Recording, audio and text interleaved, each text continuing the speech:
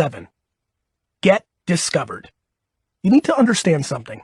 When you're starting with nothing, you will find that your absolute breakthrough opportunities will be developed in 2 ways.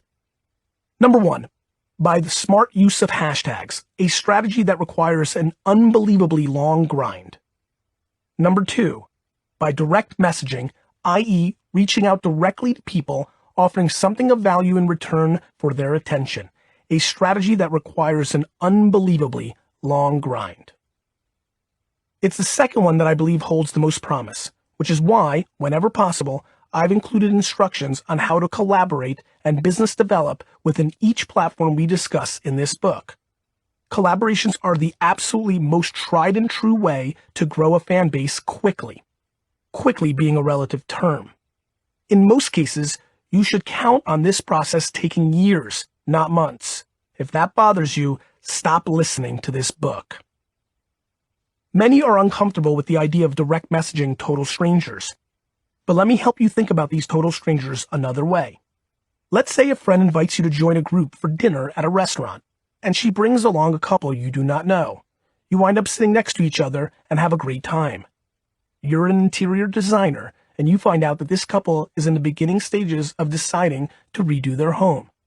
Do you hide the fact that you're an interior designer? Of course not.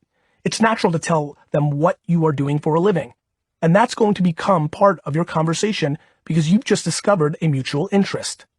Now, at the end of the evening, would it be weird to hand them a card and say, check out my website? Maybe we can do some work together? Or let me know if you need any other recommendations. Of course not. You have a mutual interest. They need a service, you can provide that service. It follows that you should give them the opportunity to decide if you would be a good fit.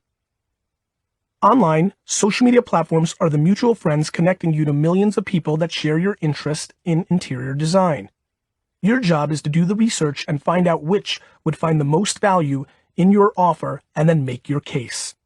I'll share with you the specific details on how to do this in upcoming chapters.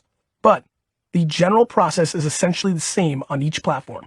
Reach out, make an offer they can't refuse, and get to work producing something that doesn't make them regret giving you a chance. Now, there's something you should know.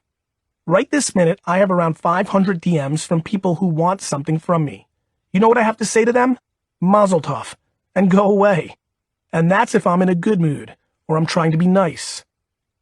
Why would I encourage you to try to get other influencers' attention when I ignore or reject the majority of people who try this tactic with me? Because if they were doing it right, I wouldn't reject them. If I felt they weren't just trying to use me, if I thought they were just genuinely trying to be helpful, if they could recognize a hole in my business and had the knowledge and skills to fill it, I might consider talking to them. When you can't offer exposure or money, what do you have? Knowledge and skill. Do you own a pizza shop? Could you offer free pizza from your shop for 6 months? Are you a graphic designer? Could you offer to make 600 custom filters?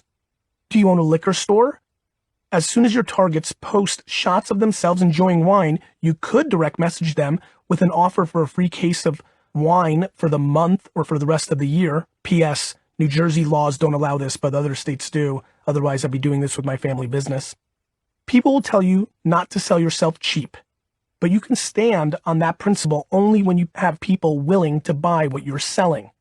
For a perfect example of how to do this right, read D-Rock's story in Chapter 3 of my book, Ask Gary V, or you can hear his version of the story in my Medium piece, How I Got My Job for Gary Vaynerchuk.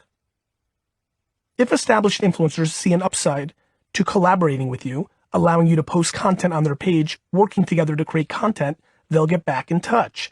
If not, they'll say no thanks, usually by not answering. But if you reach out for 6 or 7 hours a day, you will eventually find someone willing to try something new with you. Once you do, you'll have raised awareness with thousands of people who previously did not know you were alive. Provide something of value to your collab partner, and you'll quickly raise your profile as an influencer, in all likelihood, make a new friend. I won't lie, biz deving this way is hard, tedious, and time-consuming. I like tedious. It means most people won't do it. If you do, you will win. If you got the money to run ads on all these platforms and pay influencers to feature your products, more power to you.